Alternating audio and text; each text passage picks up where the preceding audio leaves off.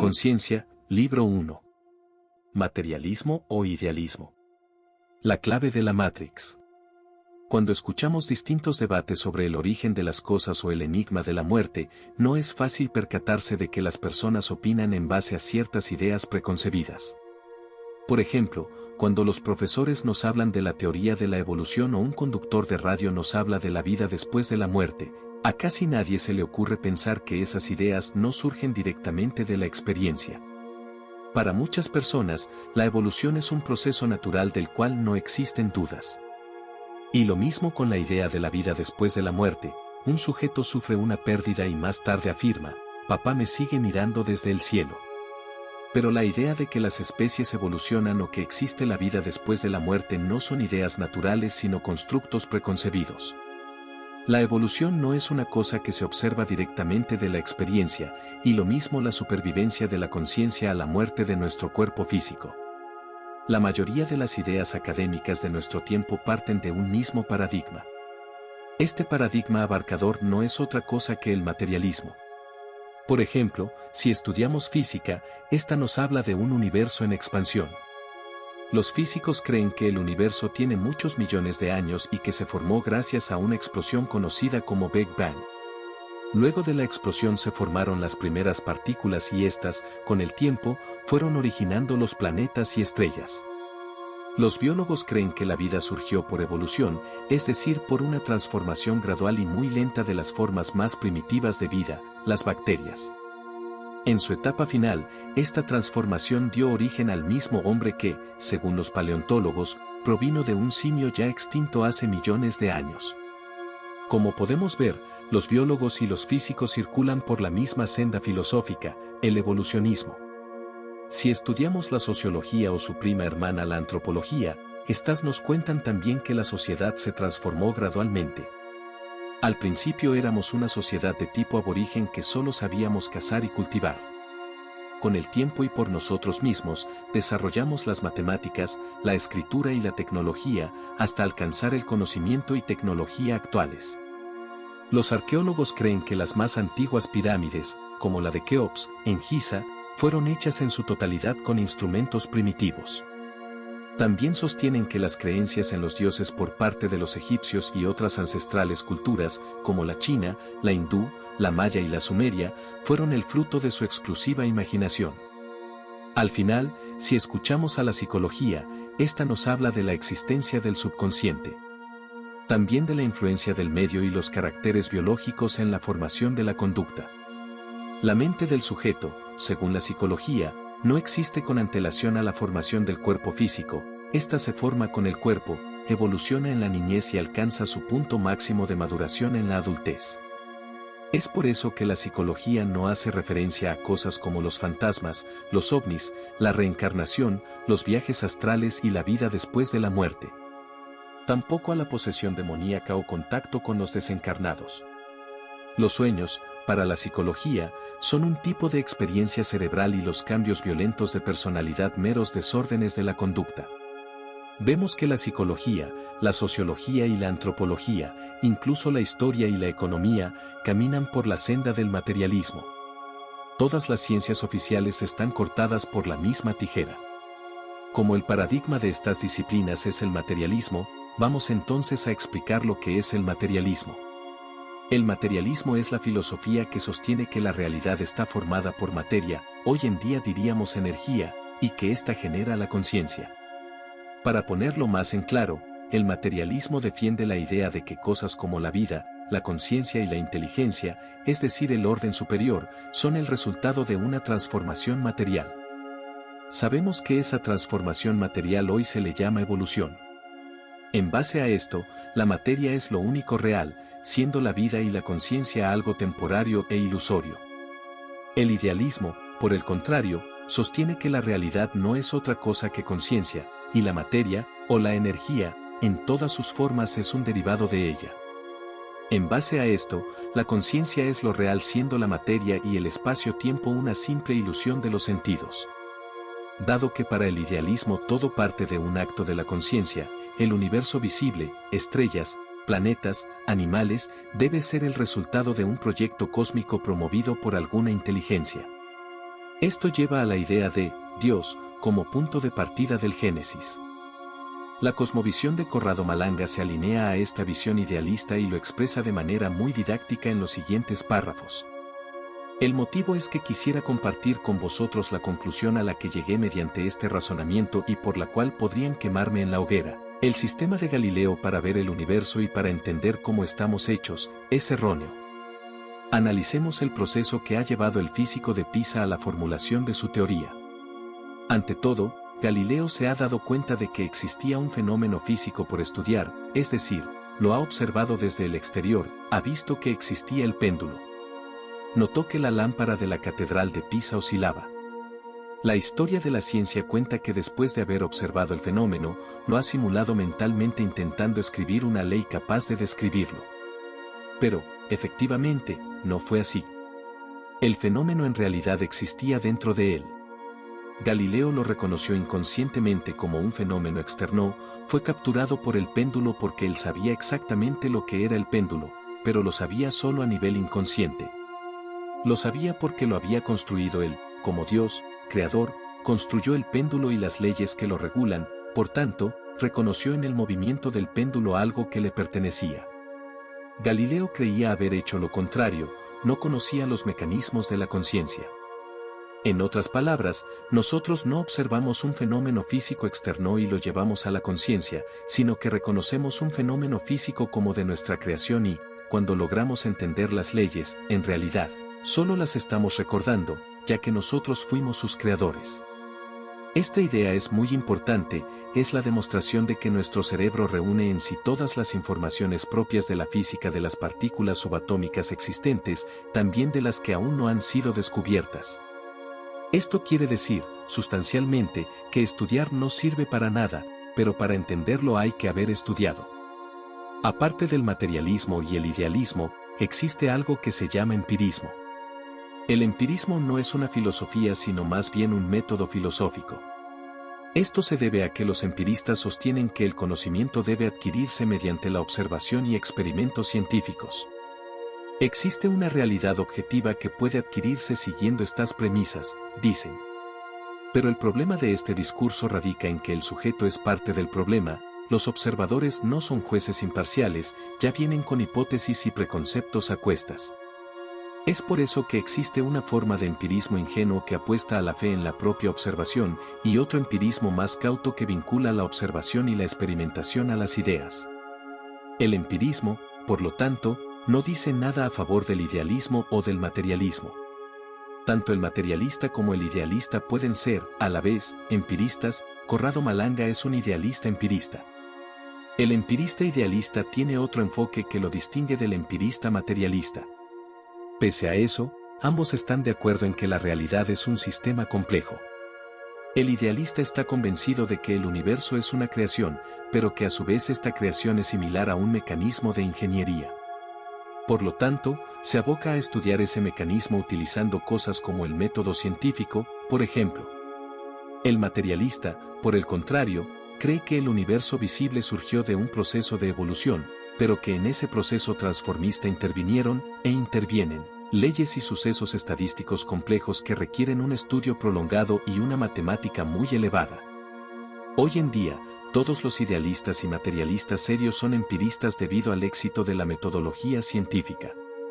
Hay que decir que dicha metodología no es infalible, pues tiene limitaciones. Dichas limitaciones han sido discutidas largamente por los epistemólogos y críticos de la ciencia. Tanto los sistemas educativos como los medios de comunicación han engañado al gran público diciendo, o dando a entender, que el materialismo y el empirismo son lo mismo. Es por eso que me vi en la obligación de aclarar una cosa y la otra. El argumento que se utiliza es, más o menos, el siguiente. La ciencia utiliza el método empírico racional para estudiar el universo. El universo es visto por la ciencia como un sistema material que evoluciona. Por lo tanto, el racionalismo empírico ha demostrado que el universo es un sistema material. Como el universo es un sistema material, los postulados idealistas son falsos. Y como los postulados idealistas son falsos, los idealistas o no han aplicado el método racionalista empírico o lo han aplicado de una forma sesgada, es decir, no han sido auténticos empiristas. Este argumento, ampliamente difundido, es como menos cuestionable y veremos por qué. Si echamos mano a las ciencias biológicas y accedemos a los datos empíricos que aportan ADN, proteínas, células, tejidos, registro fósil, taxonomía, vemos que con ellos podemos construir, con mejor o peor suerte, una historia de la vida del planeta tanto evolucionista como creacionista. Es por eso que algunos biólogos rechazan la idea estándar de la evolución, ya sea totalmente, Giuseppe Sermonti, o en su versión darwinista, Máximo Sandin. En las ciencias físicas pasa lo mismo, hay físicos que creen que en el cosmos se encuentran las huellas digitales de un Dios creador, Paul Davies, o que Dios no tuvo ninguna intervención en el origen y evolución del universo, Stephen Hawking. Y si miramos a la arqueología, hay arqueólogos que creen que las pirámides de Giza no son tan viejas y las mandaron a construir los faraones, y otros, como Semiros Manahich, que afirman que las grandes pirámides son anteriores al periodo dinástico, lo que favorece la teoría alternativa de los alienígenas ancestrales. En mi caso particular, yo tengo una visión idealista y creacionista del universo, y eso sin la necesidad de cuestionar muchas de las leyes de la ciencia. Para mí, la ciencia no es un problema, muy por el contrario es de gran ayuda, mis diferencias están solamente con los sectores académicos y educativos. Esto se debe a que el idealismo y el materialismo no discuten la estructura visible del universo, estrellas, planetas, seres vivos, ni niegan la existencia de supuestas leyes físicas, magnetismo, electricidad, gravedad. Lo que discuten es el origen de esa estructura y la naturaleza sustancial de esa estructura, energía física versus energía psíquica. Los datos empíricos que aporta la ciencia no nos dicen nada sobre el origen y la sustancia del universo, en todo caso, todo parece apuntar a que el universo es un holograma o programa virtual muy sofisticado a lo cual nuestra mente está conectada y en la cual dicha mente se libera de ese programa en algunos momentos de su vida, por ejemplo, en el estado de sueño o en las experiencias cercanas a la muerte. Esta es la razón por la cual, cuando se discuten temas que atañen a la ciencia, pocas veces se toma en cuenta esto y se cree que se puede hablar de todo sin considerar las cuestiones filosóficas de fondo. Se da por sentado que vivimos en un mundo material y se formulan leyes materiales cuando el mundo material es, ante todo, un constructo de nuestra mente. Mi experiencia en el mundo de la ciencia me ha demostrado que el mejor paradigma para entender esta cosa que llamamos universo es el idealismo. Es por eso que este libro está escrito en clave idealista y entenderá al espacio-tiempo no como algo real, sino como una estructura virtual conectada a nuestra conciencia. Fractalización de la conciencia en el espacio-tiempo. En los sistemas filosóficos materialistas, la creación y evolución del universo se da como el resultado de una partición de la materia primigenia y su posterior integración en formas materiales más complejas. Si tomamos como ejemplo la física moderna, decimos que en un principio existía una energía primordial, y que esa energía se fue abriendo paso, gracias a la acción de fuerzas, por un campo espacio-temporal que le permitió a ella crear las primeras partículas. Una vez creadas las primeras partículas, llamadas partículas elementales, éstas se fueron integrando entre sí para formar con el tiempo los componentes materiales más pesados y de mayor tamaño, así hasta formarse el universo tal como lo vemos hoy. En el materialismo moderno, lo real son la energía, los campos de fuerzas y el espacio-tiempo, siendo el resto de las cosas, fermiones, átomos, estrellas, ADN, células, plantas, virtuales. Por lo tanto, entendemos que esa energía primordial, que el materialismo entiende como inmutable e indestructible, se fue dividiendo al crearse las partículas. Todo este telar energético está interconectado a través del espacio-tiempo, pero las formas materiales que se van creando operan cada una independientemente de las otras. Básicamente esto es lo que aprendemos en la escuela o que los profesores nos deberían enseñar. En el idealismo, en cambio, lo que se particiona no es la energía o sustancia material sino la conciencia. Si bien la conciencia, para el idealismo, puede crear un campo material inconsciente, en realidad deberíamos decir casi inconsciente, para interactuar dentro del universo, debe forzosamente crear copias de sí misma. Estas copias se llaman criaturas. Una criatura es un golem, una figurilla física animada por una conciencia. Estas criaturas físicas pueden ser ánimas, espíritus, animales o algún tipo de entidad semejante. Si bien existe la convención de que la materia, paquetes de energía, se puede separar, partir o dividir, lo que hace que cada parte tenga una existencia separada de las otras, por ejemplo, partimos una barra de chocolate, nos comemos una parte y la otra la dejamos íntegra. En el idealismo no ocurre eso. La conciencia no puede partirse pues no es algo material. Esto se debe a que el concepto de conciencia, siempre en términos de idealismo, no admite la separación. La conciencia es siempre una sola porque es lo único real e inmutable. En verdad esto es aplicable a la materia también, materialismo, solo que en la escuela no nos enseñan bien las cosas. La materia tiene una estructura tripartita que son energía, espacio y tiempo. Pero dado que el tiempo es cambio, no puede haber cambio si no hay leyes que modelen el cambio. Al universo hay que decirle de qué manera tiene que moverse.